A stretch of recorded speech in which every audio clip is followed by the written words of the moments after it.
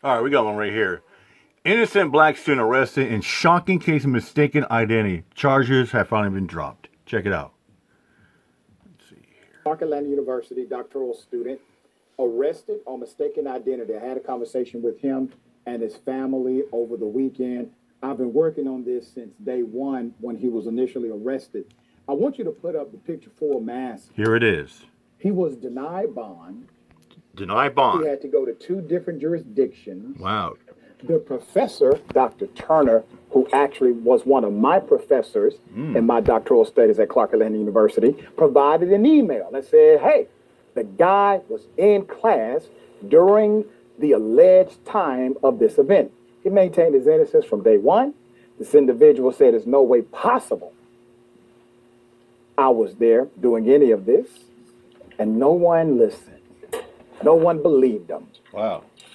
Atlanta, Georgia, a graduate student, doctoral student, was accused of shooting and injuring a driver during a road rage incident.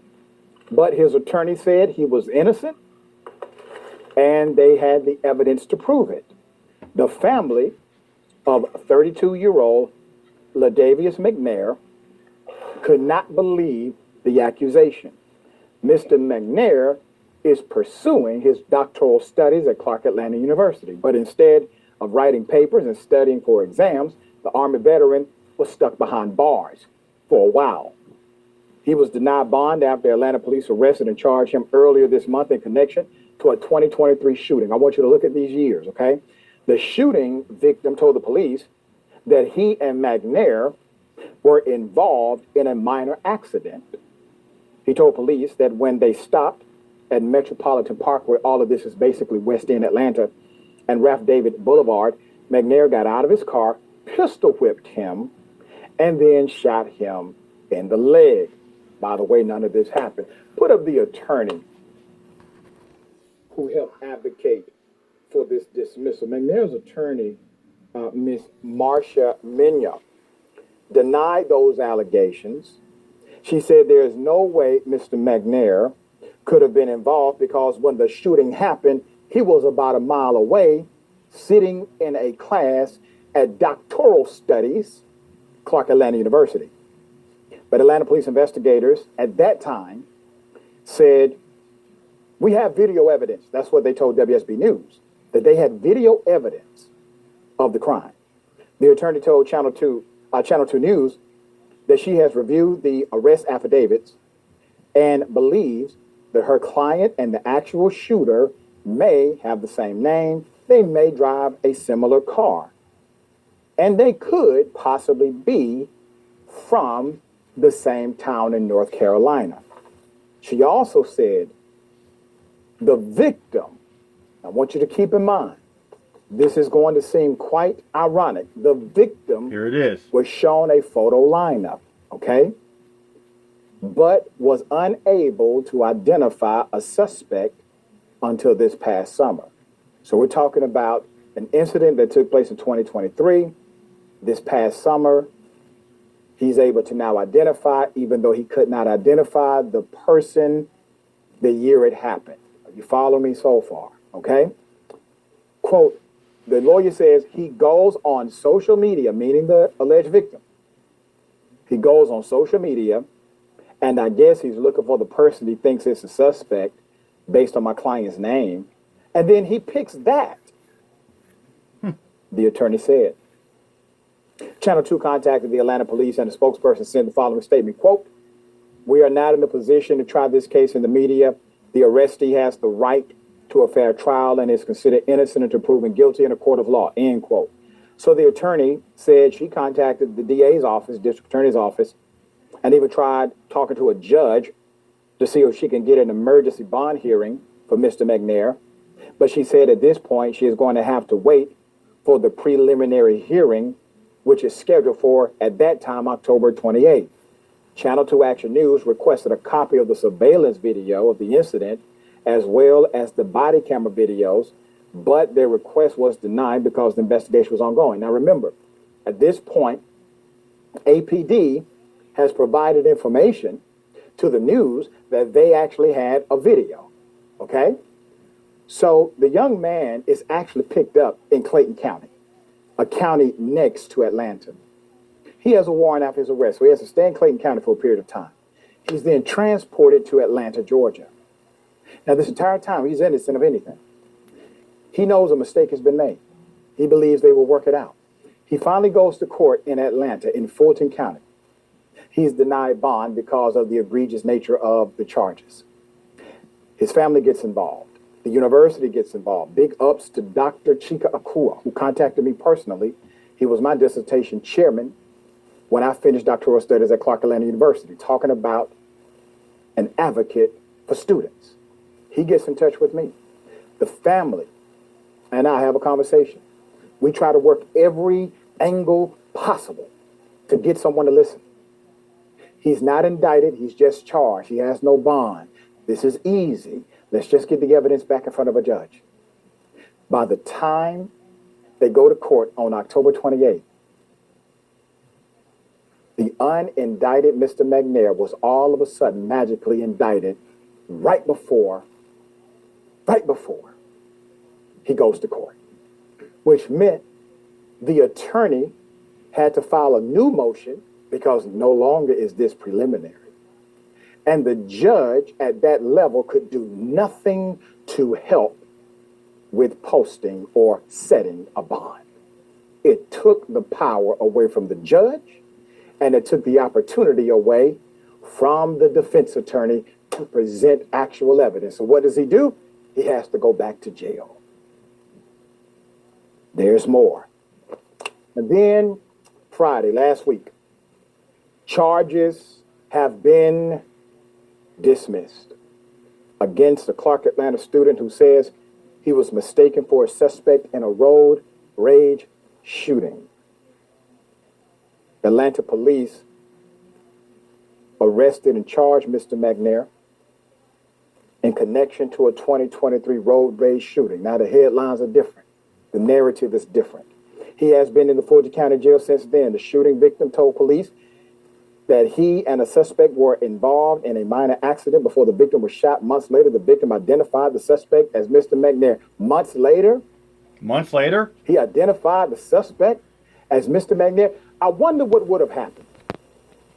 And not only that, the fact that this victim had to go on social media, probably Facebook or Instagram, to seek out and say, "Oh, that's him. That's the guy." I think it's pretty ironic and kind of fishy. You don't have to wonder too much. Mm-hmm. What if he wasn't in doctoral studies that day? What if he did not have an entire university backing him, signing affidavits because he was right next to them in class? What if he didn't have a Dr. Turner or a Dr. Kua who could vouch not only for his character but for his whereabouts? There's more. However, the Clark Atlanta University student, his attorney says he was not involved because he was in class at the time of that shooting. On Friday, a judge apologized to Mr. McNair and dismissed the case with prejudice. What does that mean? Means it cannot refile charges. It would be double jeopardy. That's what that means. Why? Because... Yeah.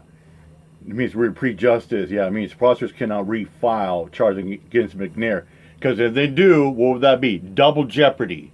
And you can't do that. The judge was aware of what had happened. See, judges don't just dismiss criminal charges with prejudice typically. When they do that, they're sending a clear message: you got the wrong man. Mm-hmm. And I have determined as a judge you have the wrong man. This would have been resolved if one person would have listened, the prosecutor in charge of the case. If that person would have simply opened ears, none of this would have happened. His fraternity got involved, university got involved, family gets involved. Put up the chief of police for Atlanta full mask. Here's the chief. That is Chief Sherbaum.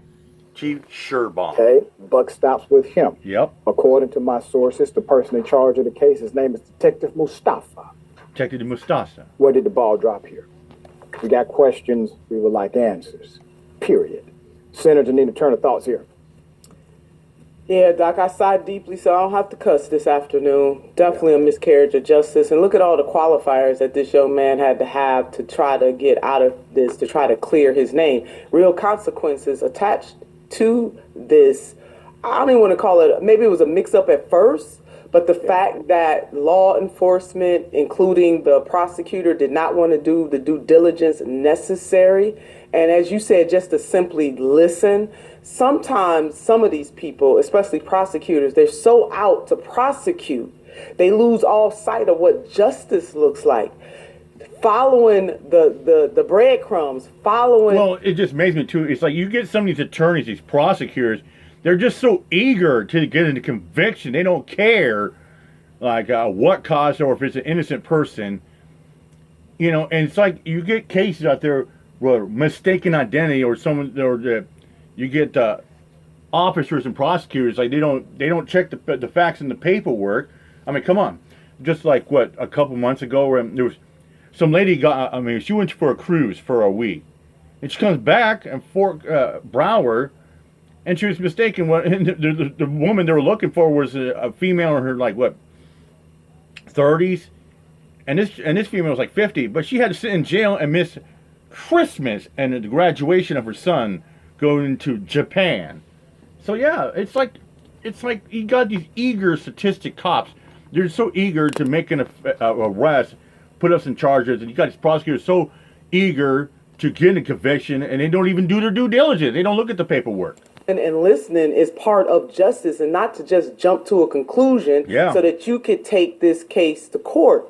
That is not justice. You know what, Doc, has reminded me so much that not only is this a presidential election year, there'll be a whole bunch of other folks on the ballot this year. Right. Prosecutors on the ballot, judges are on the ballot, thank God for this particular judge, but judges are on the ballot. There are other localized issues on the ballot other than the two people who are running for president that have equal and just as important but more immediate impact on our everyday lives. And Doc, this story right here is one example of that. All of those folks in the entire legal system food chain, when it came to this young man and what happened to him, they all should be ashamed of themselves, and they should check themselves to, quote one of the rappers, check themselves before they wreck themselves. Yeah. And seriously, this could happen to somebody else unless they make the corrective system. And it's amazing. You got these. I mean, yeah. I get it's a victim, but come on, man. Point at someone like you just recognize. I mean, what we call that? We call that dry snitching. There'll be dry snitching around there, man. You're gonna face some consequences, repercussions on that. Systemic corrections within how they operate to ensure that nothing like this happens again. That they should be ashamed of themselves. And all of the time and effort that it took from everybody on this young man's side to try to clear his name, my God. And you laid it all out, Doc. What if? The what ifs. What if he didn't have such a vast network? That's right. Justice shouldn't be dependent on how vast your network is. Justice shouldn't be dependent on how much money you have. They Very wrong, well Doc. said. They wrong. Yeah, and once again, Clark Atlanta University and HBCU came to the forefront, went to bat for this young man, stood by him. They knew his character. They also knew his whereabouts when the alleged crime took place. And we're going to have Mr. McNair on the show coming up very soon. Ooh, I can't wait for that. That's going to be awesome. Yeah, I think it's so funny. You got these, egotistic cops and, attorneys. You got these politicians. Dirty ones. Just so trying to make a change. They're just so triggered trying to get a conviction. Don't even look at the facts. They just don't care. Oh yeah, he's guilty. It's like whatever happened in America. You are innocent until you are proven guilty. And it's like no bond like that. Well, we live in a country where you're able to have due process. But that said, I'm out here. My job. Peace out.